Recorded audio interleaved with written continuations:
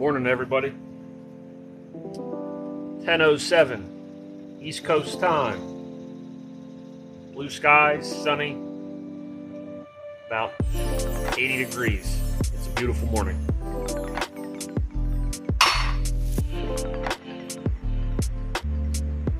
So right now, with the change that I made, I brought the rear down more to like a ride height. And rather than at the lowest setting, so I measured the angle previously at the lowest point of the bags aired out. I had -2. Now I'm more at a ride height. I'm going to drop it down a little bit more too. And now I'm at a +1. So setting the pinion in this is going to be kind of tricky anyway because the ride height is going to constantly change. I think what I'm going to do is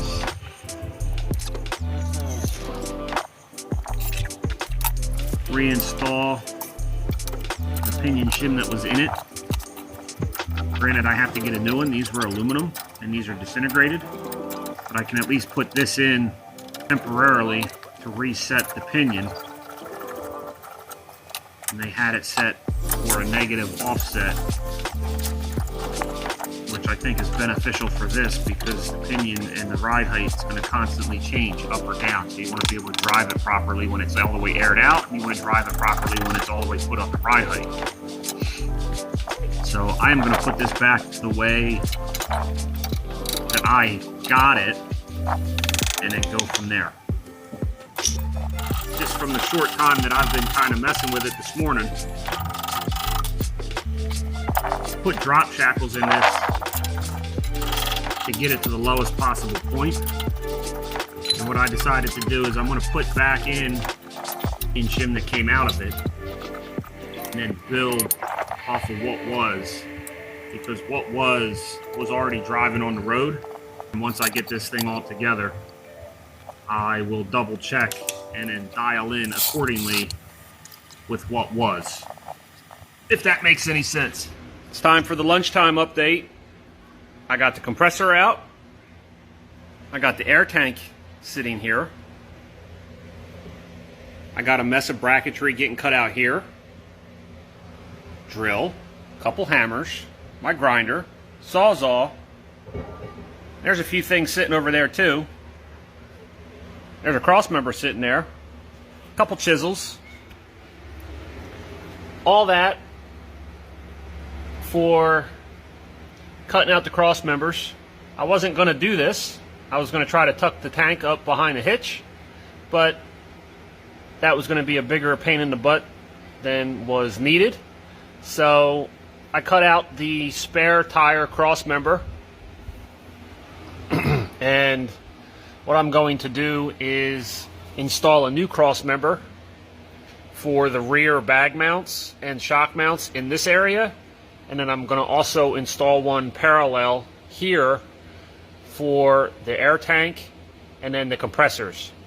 The cross member that was in the truck is kind of like cattywampus and all kind of screwy, so it really took up a lot of unnecessary space back here. So I'm going to install 2 new cross members to support the rear of the frame, and then it will allow me to mount the tank and 2 of the compressors along with the manifold system for the Airlift 3H system. So big mess again in the garage. I'm going to go eat lunch and then go back live here in a little while to continue on in the build. So get out there and challenge yours. I'll see you all live in a little bit.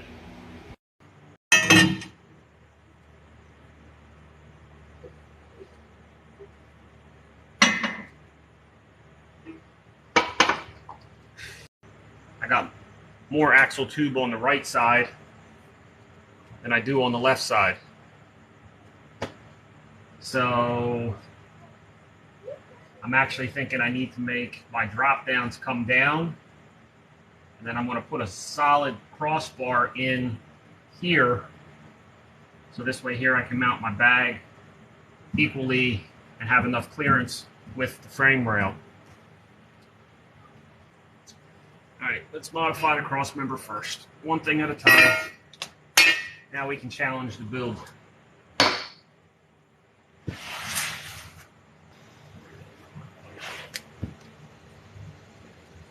There goes nothing. I already knew that I was going to have to modify the cross member. I just put this cross member in yesterday.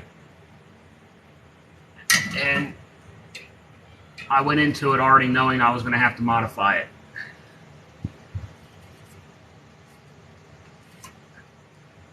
Wasn't all the way in vain because I still needed to put the frame brackets on and bolt it up and see where it was at. So at least now I have a starting point.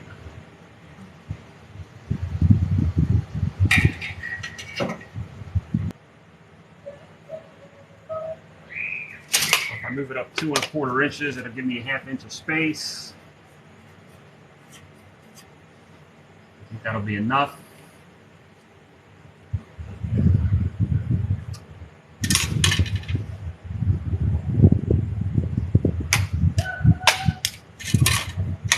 Let's take it out for the 3rd time, or 4th time, or 5th time.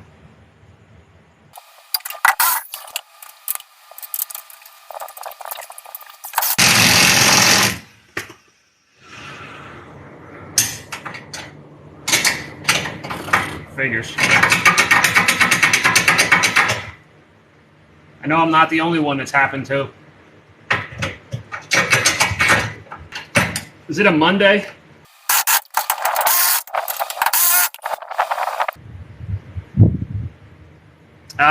No, I am taking it out so I can cut it and modify it.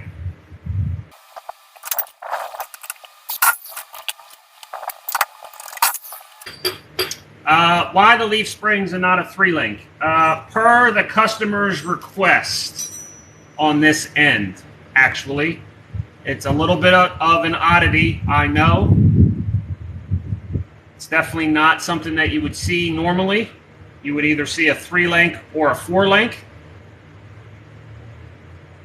But he did not want to get involved with the 4-link or a 3-link at this point in time. So I have it set at the lowest possible point with 2-inch drop spindle, or not drop spindles, 2-inch drop shackles that had already been static lowered with a flip kit. So the truck is going to be set really low, and then we're going to use the airbags to give it ride height.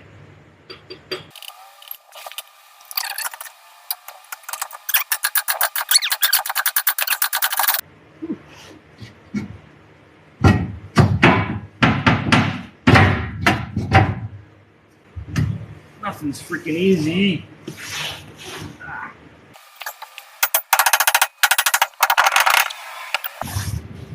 Put a bolt in for safety and you can't get the cross member out. I swear, I am my own worst enemy. Alright, let's see how bad I can mess this up.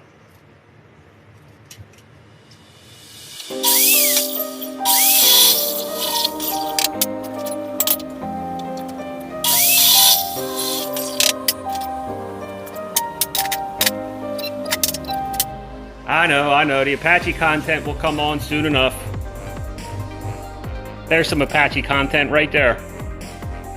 Sitting idle, unfortunately. But that's what happens. Anybody that gets involved in major projects like that know the deal. I seriously have a love-hate relationship with my Viking pickup truck.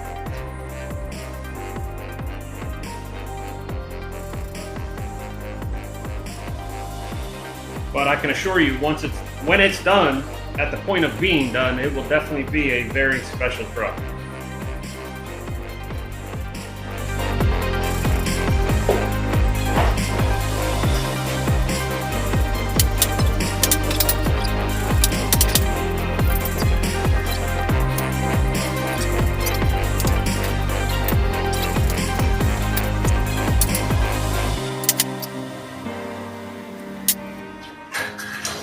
Fortunately, I can't bring you guys closer, or else I lose my connection. What's up, Dominic?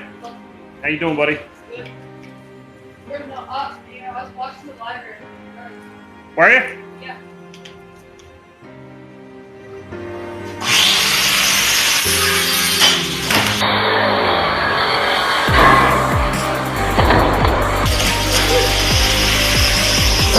That's why you like the live content right there.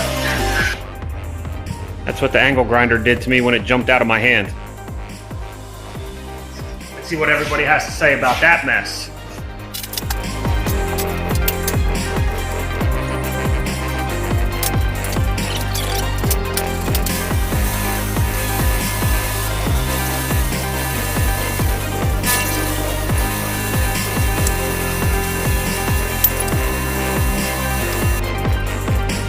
It's already lunchtime? Dang. Definitely not getting a lot done today.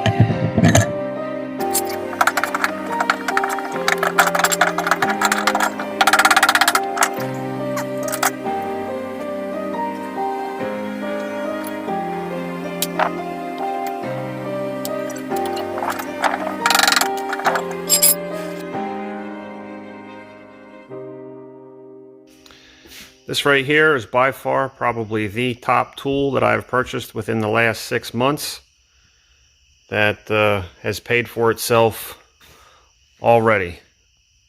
The Arboga 2508 has seen some work today, and it's a wonder what I would do without it at this point.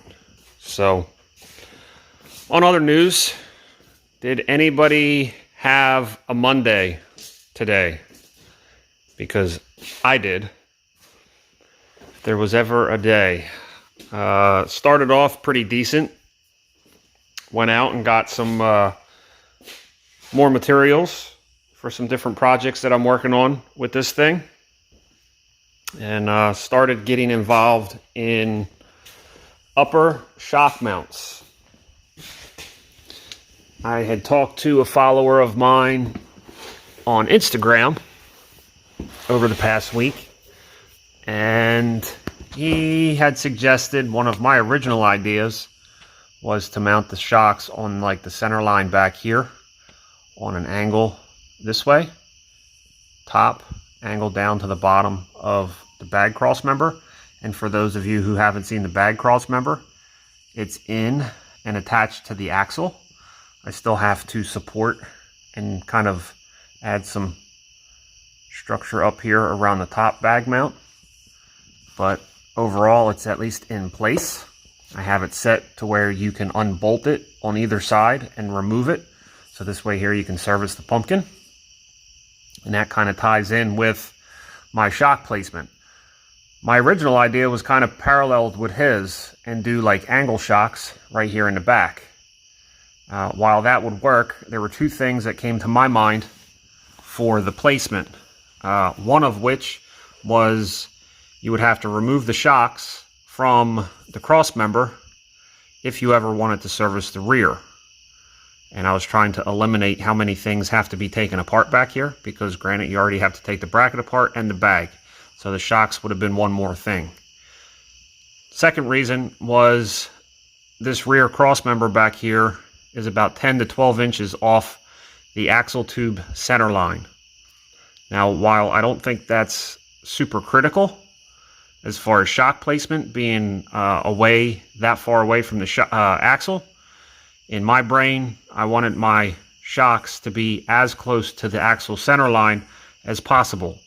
So I basically took the same idea and just moved it to the front, and now I have my upper cross member set in, and my shocks are hanging down, and eventually I'm going to finish the bottom mounts. Hopefully tomorrow I'm going to tie them into the bottom axle brackets. Long story short, my Monday started with the cross member up here. I took my measurement and then failed to realize that these frame rails are tapered from front to back. So I took my measurement at one spot, and there was a difference of about 3/4 of an inch between the back and the front of the bracket. So I cut it and then got everything welded, went to go temporarily install it, and then found out that I failed to take into consideration the taper in the frame rail. So I had to start over, cut it, and basically build a new one. Also, you can kind of see my mistake here with the holes. I went and drilled the holes on that cross member in the wrong spot, and then used that as the template to drill these end plates. So I screwed them up too. Welded them in, drilled new holes, and I'm going to finish cleaning them up. So it was one thing after another with today and this damn cross member. All the while I went to go install it and pinched my hand pretty good. So I got to go clean that out, pour some peroxide in that because that's starting to hurt. And it was just like insult to injury. Thankfully, my daughter came out later in the afternoon, and with her smile and positive attitude, we were able to kick some butt and push through and got the shocks at least mounted up top.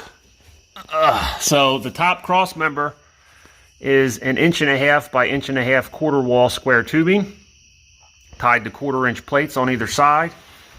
And then what I just ended up doing tonight, I don't know if you saw it on the live stream, my focus is, it's a Monday. Come on, camera.